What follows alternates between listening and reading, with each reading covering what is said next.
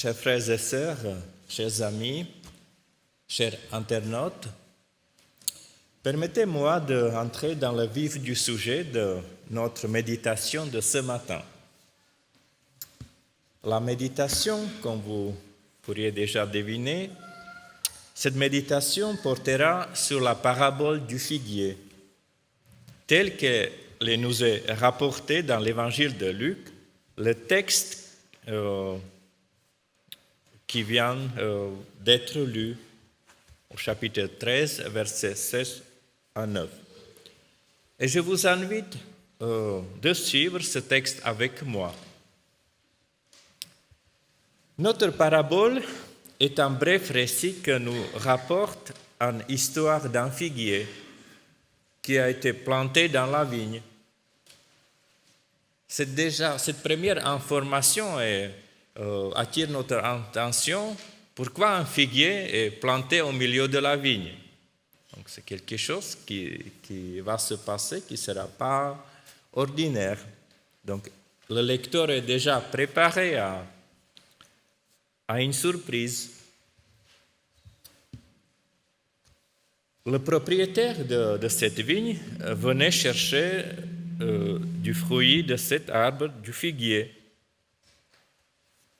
On apprend que sa quête était infructueuse, car le figuier ne donnait pas du fruit. Et c'est 3 ans de suite. Dans la Palestine, la récolte est attendue 2 fois par an. Donc, si on compte bien, 3 années, il est sorti 2 fois, donc il serait venu 6 fois, mais en vain. Vous imaginez, allez, 1, 2, 3, 4, 5, 6 fois, mais en vain, pas de fruits. Enfin, il s'adresse à l'ouvrier qui s'occupait de son jardin, de sa vigne, et lui demande d'abattre cet arbre inutile. Non seulement il ne produit pas de fruits, mais de plus, il appauvrit le sol par ses racines. À quoi bon le figuier sans figue? La déception du propriétaire est tout à fait compréhensible. Son intention d'en finir est raisonnable. Jusqu'à ici, tout est logique et cohérent. Mais quand on regarde la suite, la deuxième partie de la parabole, la deuxième partie du récit, cette deuxième partie cache une surprise, une chose inattendue, un rebondissement. À la déception légitime du propriétaire répond la quête insistante du vigneron d'accorder un délai au moins d'1 an. Durant ce délai, l'arbre aura l'occasion de porter du fruit.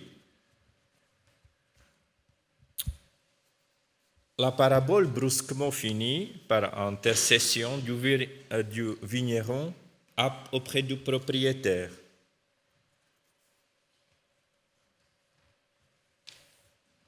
La question se pose, pourquoi Jésus dit cette parabole? Ou nous pouvons aller plus loin. Que veut dire cette parabole pour nous? En quoi elle nous concerne encore aujourd'hui? La parabole du figuier est présentée comme suite de l'enseignement de Jésus. Et justement, ce contexte, il nous donne la clé pour comprendre pourquoi cette parabole. Donc, dans l'enseignement de Jésus, il s'adresse aux foules, il invite ses auditeurs à la conversion. On lit au chapitre 13, Luc, déjà au verset 1er,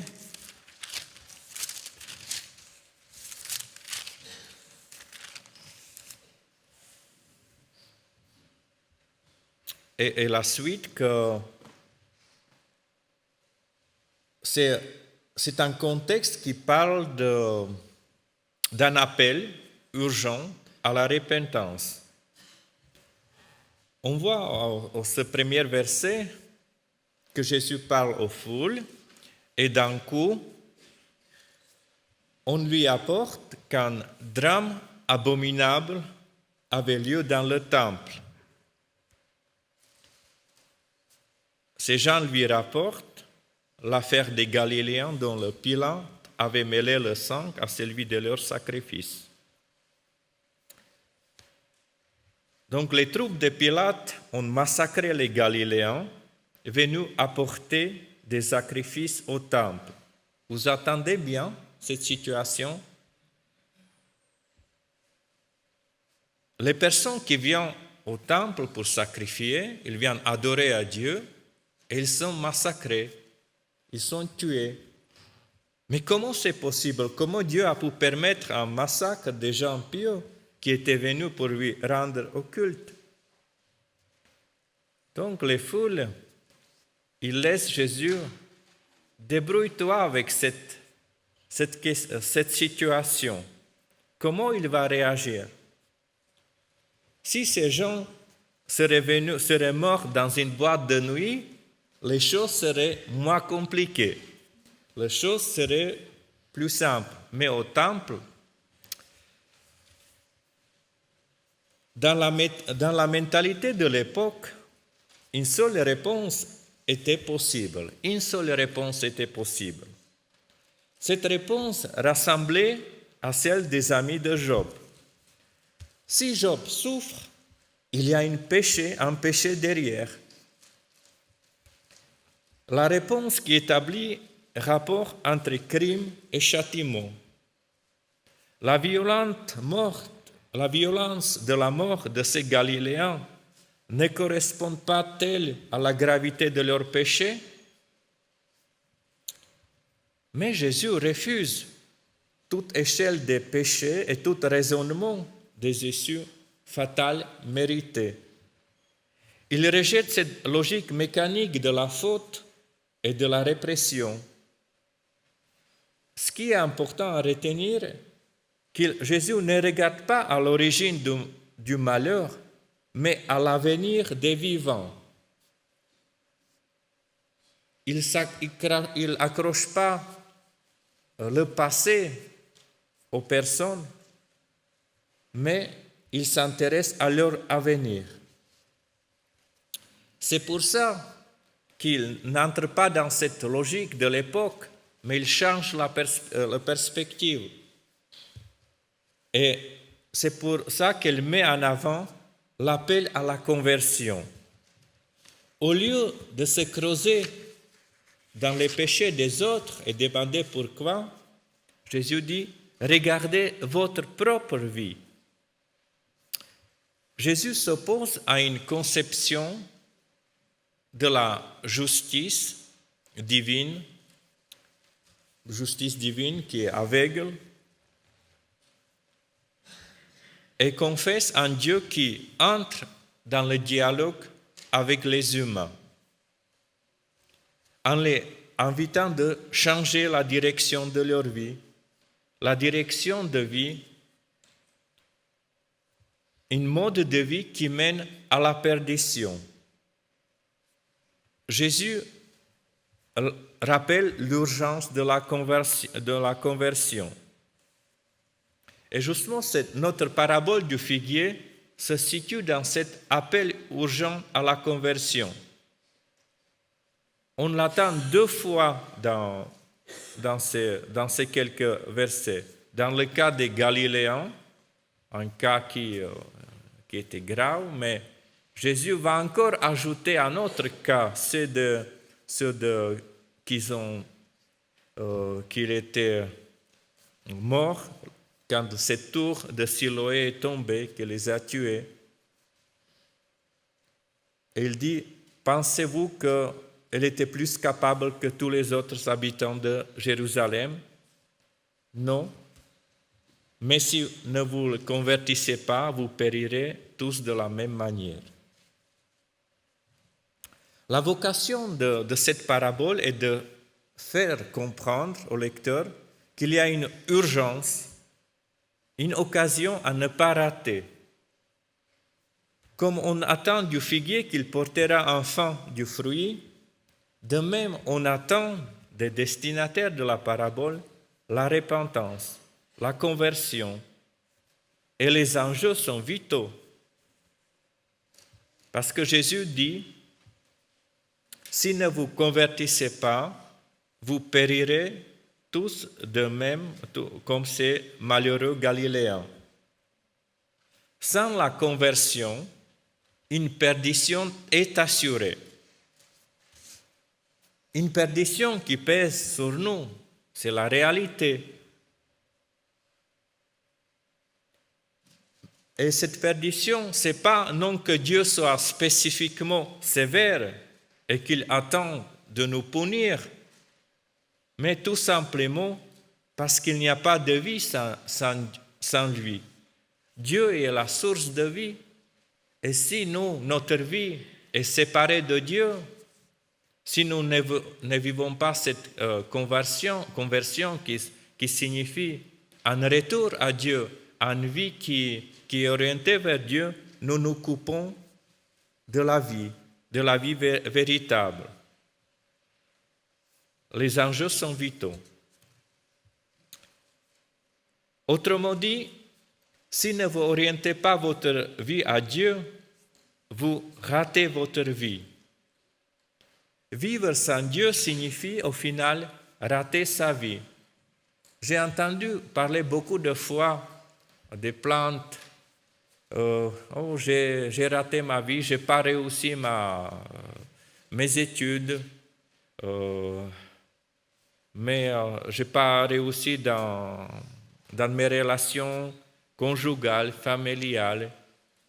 Je n'ai pas une profession qui sera significative. Donc, les personnes, à certains moments de leur âge, voilà, ils font le bilan et ils se disent j'ai raté ma vie. C'est sûr que si dans notre vie, on a des besoins fondamentaux, il y a cette pyramide de besoins, et si ces besoins ne sont remplis, nous sentons une vide et quelque chose comme nous avons raté. Mais la chose la plus importante, ce que nous rations, c'est rater la vie, sa vie sans Dieu. Jésus dit, si l'être humain n'entreprend pas cette démarche existentielle, qui est la conversion, il se perdra. La conversion est le thème clé chez Luc, chez l'évangéliste Luc. D'ailleurs, il utilise la terminologie du repentir le plus que tout le reste du Nouveau Testament. Repentir, conversion, signifie adhérer au projet du salut de Dieu, signifie un changement de pensée, un changement de l'orientation de sa vie. Sans la conversion, nous sommes séparés de Dieu. Nous vivons une vie qui nous éloigne de Dieu. Nous faisons des choix qui nous séparent de Dieu. Comme dans la parabole du Fils prodigue, quelques chapitres plus loin, au chapitre 15, il a choisi de s'éloigner de son Père. Il a choisi de vivre sa vie. Mais au bout de compte, il a compris où est la vie véritable. Et il a passé par cette conversion. Il est entré en lui et on a vu son changement, son schéma de retour qui retournait au Père. Parce qu'il a bien compris après que c'est là que la vie, la véritable vie, qu'il est possible.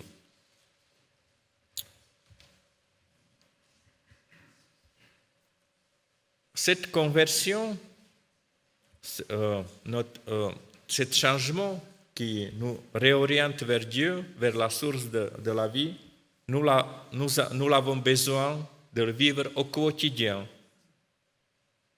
Ce n'est pas quelque chose qui est fait une fois pour toujours. Nous avons besoin chaque jour faire le choix qui nous rapproche à Dieu. Il n'est pas difficile dans cette parabole de reconnaître les personnages et leur rôle dans la parabole. Il y a un propriétaire de la vigne. Ce propriétaire représente Dieu.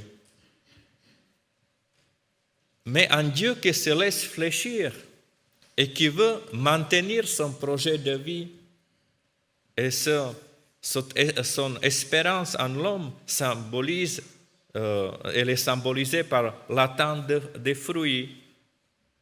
Donc il y a un Dieu qui veut maintenir son projet de vie. Après, il y a l'ouvrier de la vigne, celui qui travaille dans la vigne, c'est le Christ. Il intercède pour obtenir un délai supplémentaire, mais aussi il promet de s'investir et de tout mettre en œuvre pour que le figuier sorte de sa stérilité. Si vous avez bien compté ces personnages, il manque encore un. Et c'est qui? C'est le sujet principal. C'est un personnage principal de la parabole. Bien entendu, c'est le figuier. Le texte grec met le mot figuier tout au début de la phrase par laquelle commence la parabole. Dans nos traductions, nous lisons « Un homme avait un figuier planté dans sa vigne ». Mais le texte grec, il met le figuier au début de la phrase. Littéralement, un figuier avec quelqu'un planté dans sa vigne. Donc il veut effacer tous les autres personnages. Il dit très peu de propriétaires. Il ne le nomme pas même comme un homme. Il le désigne par un pronom quelqu'un. C'est quelqu'un qui a planté figuier pour montrer la centralité du figuier et les enjeux vitaux qui concernent ce figuier. Et question se pose, qui représente ce figuier? Bien entendu, le figuier, ce sont les premiers destinataires auxquels Jésus s'adresse. C'est la foule, les gens qui sont autour de lui et Jésus les enseigne. Ce sont aussi les personnes qui vont emporter cette nouvelle, ce qui est arrivé à ces Galiléens.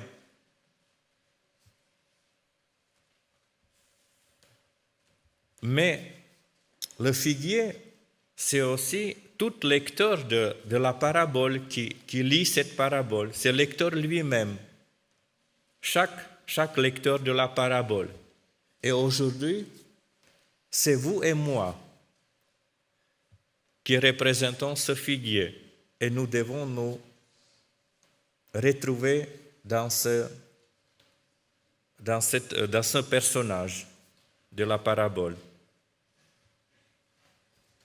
La parabole exprime une confiance qui nous est accordée, que Dieu nous accorde, et l'espoir que nous suscitons encore, même après ces 3 années désespérées, sans fruits. Et devant ce figuier, une occasion inespérée se présente. Pour lui, le temps devient hautement positif.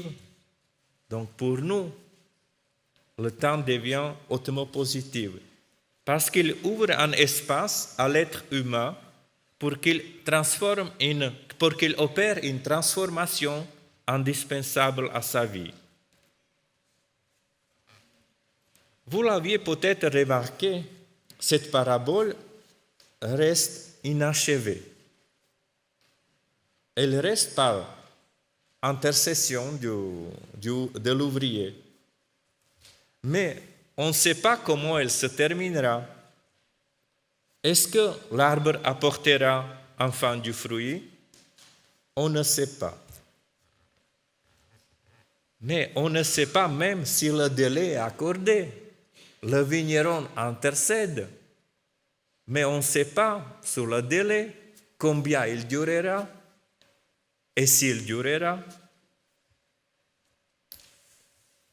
Ce qu'elle nous enseigne, cette parabole, avant tout, c'est qu'il y a une urgence. L'urgence de la conversion. L'urgence de la conversion aujourd'hui, ici et maintenant, dans le temps présent. Cette issue incertaine de la parabole, elle nous met en garde de ne pas calculer avec Dieu. Je répondrai à cet appel plus tard, quand les circonstances seront plus favorables. Mais on ne sait pas s'il y aura encore plus tard. L'appel est urgent et c'est maintenant qu'il faut répondre. La parabole sous-entend la confiance que Dieu nous fait et l'espoir qu'il place en nous. La suite de cette parabole, si l'arbre portera du fruit, c'est à nous à écrire la suite. C'est à vous et moi qui allons écrire la suite de cette parabole. Dans notre réponse positive à Dieu, cette réponse nous l'écrivons tous les jours. Est-ce que serait-elle notre vie orientée à Dieu? Que le Seigneur nous aide de ne pas rester sourds à cet appel à la conversion, mais d'y répondre par une vie engagée chaque jour pour Dieu. Amen.